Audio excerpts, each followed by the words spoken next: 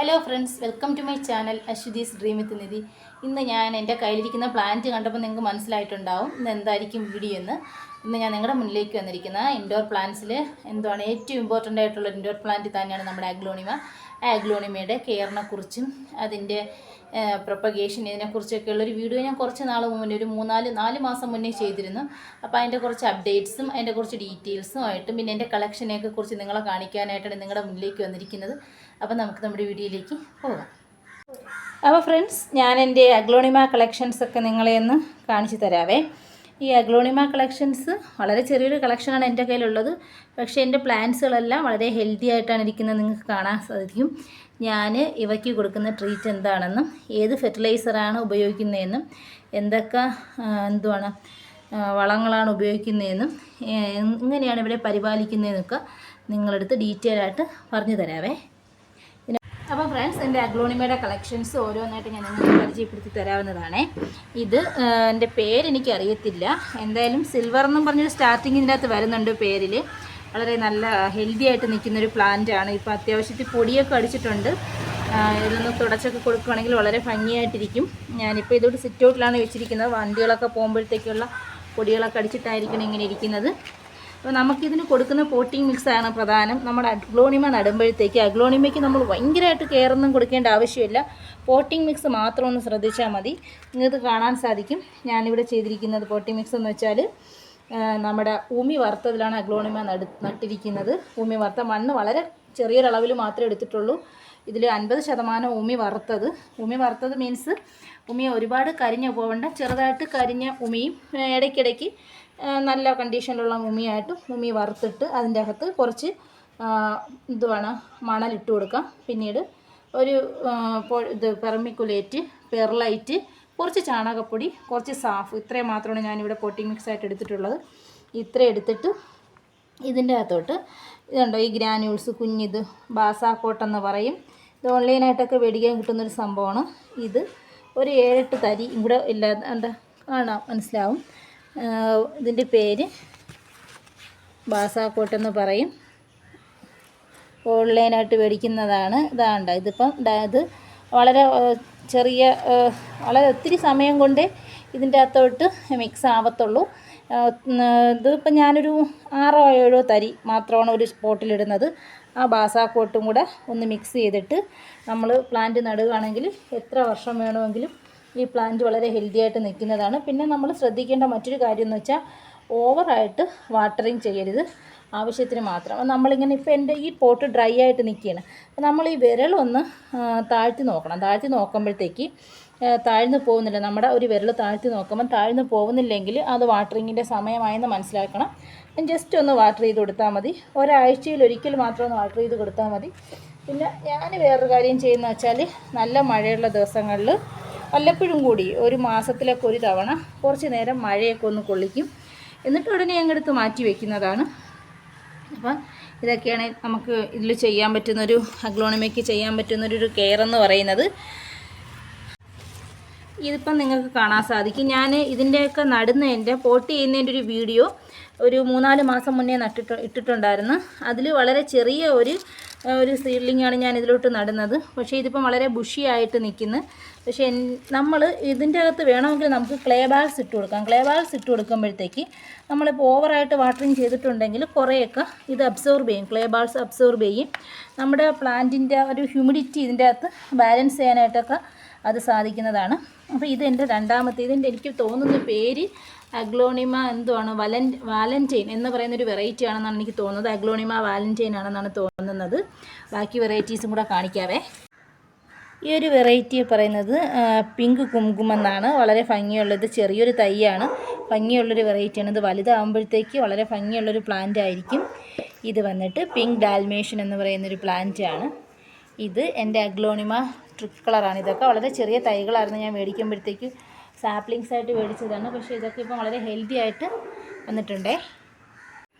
പിന്നീട് എൻ്റെ കയ്യിലുള്ളത് 3 കളക്ഷനാണ്. പക്ഷേ അവരുടെ പേരെനിക്ക് കറക്റ്റ് അറിയത്തില്ല. നിങ്ങൾക്ക് ആർക്കെങ്കിലും അറിയുമെങ്കിൽ കമൻറ്റ് ചെയ്യണേ. ഇതിൻ്റെ പേരും എനിക്കറിയത്തില്ല. ഇതിൻ്റെ തന്നെ വേറൊരു വെറൈറ്റിയാണ് ഈ കാണുന്ന പ്ലാന്റ്. വ്യത്യാസമുണ്ട്, ലീവ്സിലൊക്കെ വ്യത്യാസമുണ്ട്. പിന്നെ ഈ ഒരു പ്ലാന്റ്. ഇത് മൂന്നിൻ്റെയും പേരെനിക്ക് കറക്റ്റ് അറിയത്തില്ല. നിങ്ങൾക്കറിയാമെങ്കിൽ ഒന്ന് കമൻറ്റ് ചെയ്തേക്കണേ. ഈ പ്ലാന്റിൻ്റെ പേര് റെഡ് മെറൂൺ എന്നാണ്. എൻ്റെ അഗ്ലോണിമ റെഡ് മെറൂൺ ആണ് ഈ പ്ലാന്റ്. ഇതൊക്കെ വളരെ ചെറിയ തൈകളായിട്ട് മേടിച്ചിട്ടുണ്ട്. ഇത് കൊച്ചിൻ എസ്കാഡ. ഇതും വളരെ ഭംഗിയുള്ളൊരു പ്ലാന്റാണ്. ഇതിപ്പം ചെറിയ പ്ലാന്റാണ്, ഇതിൻ്റെ ഭംഗി മനസ്സിലാക്കാനായിട്ട് കഴിയാത്തത്. വളരെ ഭംഗിയുള്ളൊരു പ്ലാന്റ് തന്നെയാണിത്. ഇത് എൻ്റെ അഗ്ലോണിമ. ഈ വെറൈറ്റിയുടെ പേര് snow white, aglaonema snow white എന്നാണ് ഈ വെറൈറ്റിയുടെ പേര്. പേരൊക്കെ മറന്നു പോകുന്നുണ്ട്. Snow white. ഇത് ബ്ലാക്ക് മെറൂൺ. ഇതിൻ്റെ പേര് ബ്ലാക്ക് മെറൂൺ എന്നാണ്. ഇത് വന്നിട്ട് എൻ്റെ അഗ്ലോണിമ ബോക്സർ എന്ന് പറയുന്നൊരു വെറൈറ്റിയാണ്. ഇതിൻ്റെ ഒരു പ്രൊപ്പഗേഷൻ വീഡിയോ ഒക്കെ ഞാൻ ചെയ്തിട്ടുണ്ടായിരുന്നു. ഇതിൻ്റെ തന്നെ ഒത്തിരി തൈകൾ എനിക്ക് കിട്ടിയിട്ടുണ്ട്. ഒരു മദർ പ്ലാന്റിൽ നിന്ന് തന്നെ ഒത്തിരി തൈകൾ കിട്ടിയിട്ടുണ്ട്. അപ്പോൾ ഇതിൻ്റെ വേറെ 1-2 വലിയ പ്ലാന്റൊക്കെ എൻ്റെ കയ്യിലുണ്ട്. അതും കൂടെ കാണിക്കാവേ. ബോക്സറിൻ്റെ തന്നെ മറ്റൊരു വലിയ മദർ പ്ലാന്റാണ് ഇത്. ഒരുപാട് തൈകളൊക്കെ ആയിട്ട് നിൽക്കുകയാണ്. വളരെ ബുഷിയായിട്ട് നിൽക്കുന്നതാണ്, മനസ്സിലാവുന്നുണ്ട്. പിന്നെ ഞാൻ ഈ വെള്ളം വല്ലപ്പോഴും കൂടി, അതായത് 2 ദിവസത്തിലൊരിക്കൽ ഈ സ്പ്രേ ബോട്ടിൽ വെച്ച് പ്ലാന്റ്സിലൊക്കെ ലീവ്സിലൊക്കെ ഒന്ന് വാട്ടർ സ്പ്രേ ചെയ്ത് കൊടുക്കും. അപ്പം പ്ലാന്റ്സ് ഇത്തിരി നല്ല ഉഷാറായിട്ട് നിൽക്കുന്നതിനൊക്കെ സഹായിക്കും.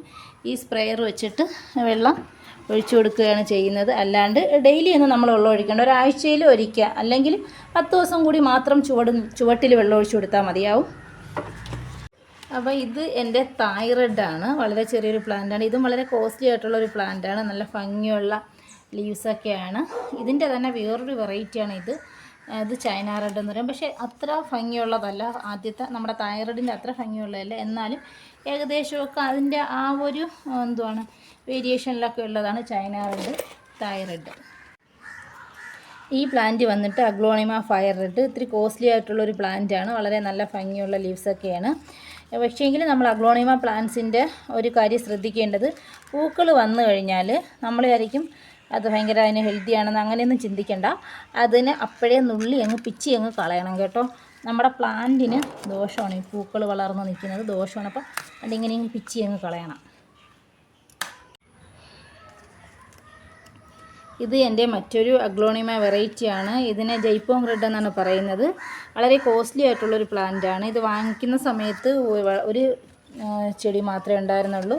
ഇതിപ്പോൾ ഒത്തിരി തൈകളൊക്കെ വന്നിട്ടുണ്ട്, മനസ്സിലായോ? കൊള്ളാമല്ലേ? അപ്പോൾ നമ്മൾ ഇവർക്കൊക്കെ ലീവ്സൊക്കെ ഇടയ്ക്ക് ഇപ്പോൾ ഇച്ചിരി പൊടിയൊക്കെ അടിച്ചിരിപ്പുണ്ട്. ഇടയ്ക്കൊക്കെ ഒരു കോട്ടൺ തുണി എടുത്തിട്ട് ഒത്തിരി വെള്ളമൊക്കെ തൊട്ട് തുടച്ചു കൊടുക്കുകയാണെങ്കിൽ ലീവ്സൊക്കെ വളരെ ഫ്രഷായിട്ടിരിക്കുന്നതാണ്. ഇതിപ്പോൾ അങ്ങനെ പറ്റിയില്ലെങ്കിൽ ഇടയ്ക്കൊന്ന് മഴയൊക്കെ പെയ്യുമ്പോഴത്തേക്ക് ജസ്റ്റ് ഒന്ന് മഴ കൊള്ളിച്ച് പൊടിയൊക്കെ ഒന്ന് കളഞ്ഞിട്ട് വീണ്ടും അതേ കണക്ക് ഇൻഡോറിലൊന്ന് അറേഞ്ച് ചെയ്ത് വെച്ചാലും മതിയാവും. ഇത് എൻ്റെ ഫേവറേറ്റ് ആയിട്ടുള്ളൊരു അഗ്ലോണിമ വെറൈറ്റിയാണ്. ഇതിൻ്റെ പേര് സോംബാറ്റാണ്. അഗ്ലോണിമ സോംബാറ്റ്. വളരെ കോസ്റ്റ്ലി ആയിട്ടുള്ളൊരു അഗ്ലോണിമയാണ്. ഇതിനൊരു തൈയൊക്കെ വരാനായിട്ട് ഒത്തിരി സമയം എടുക്കും. എനിക്ക് ഇതിൽ തൈകളൊന്നും ഇല്ല, ഒരു പ്ലാന്റ് മാത്രമേ ഉള്ളൂ. കോസ്റ്റ്ലി ആയിട്ടുള്ളൊരു പ്ലാന്റാണ്. ഇതിൻ്റെ അകത്ത് ഇത്തിരി വെള്ളം കൂടുതലായിട്ട് നിൽക്കുന്നുണ്ട്. അത് ഇനി കുറച്ച് ദിവസത്തേക്ക് ഇനി വെള്ളമൊന്നും ഒഴിച്ചു കൊടുക്കാനായിട്ട് പാടില്ല. Clay walls ഇട്ടിരിക്കുന്നുണ്ടോ, പെർലൈറ്റാണ്. മുകളിലിങ്ങനെ നിൽക്കുന്ന വെള്ള കളറിൽ കാണുന്നത് പെർലൈറ്റാണ്. നമ്മൾ സൂക്ഷിച്ചൊക്കെ നടുവാണെങ്കിൽ എനിക്ക് തോന്നുന്നു ഒരുപക്ഷെ ഏറ്റവും കുറച്ച് മാത്രം കെയർ കൊടുക്കാവുന്നൊരു ഇൻഡോർ പ്ലാന്റാണ് അഗ്ലോണിമ. നമ്മൾ ഇൻഡോർ പ്ലാന്റ് നമുക്ക് വെക്കാനൊരു സ്പേസും ഒക്കെ ഉണ്ടെങ്കിൽ ഇൻഡോർ പ്ലാന്റ്സ് ആയിരിക്കും ഔട്ട്ഡോർ പ്ലാന്റ്സിനേക്കാളും കൂടുതൽ സൗകര്യപ്രദമെന്ന് തോന്നുന്ന പ്ലാന്റ് ലവേഴ്സിന്. കാരണം എന്ന് വെച്ചാൽ ഇൻഡോർ പ്ലാന്റ്സ് ആകുമ്പോൾ നമുക്ക് ഡെയിലി വെള്ളം ഒഴിക്കേണ്ട. നമുക്കിപ്പം ഒരാഴ്ചയിൽ ഒരിക്കൽ വൺസ് ഇൻ എ വീക്കൊക്കെ വെള്ളം ഒഴിച്ചാൽ മതിയാവും.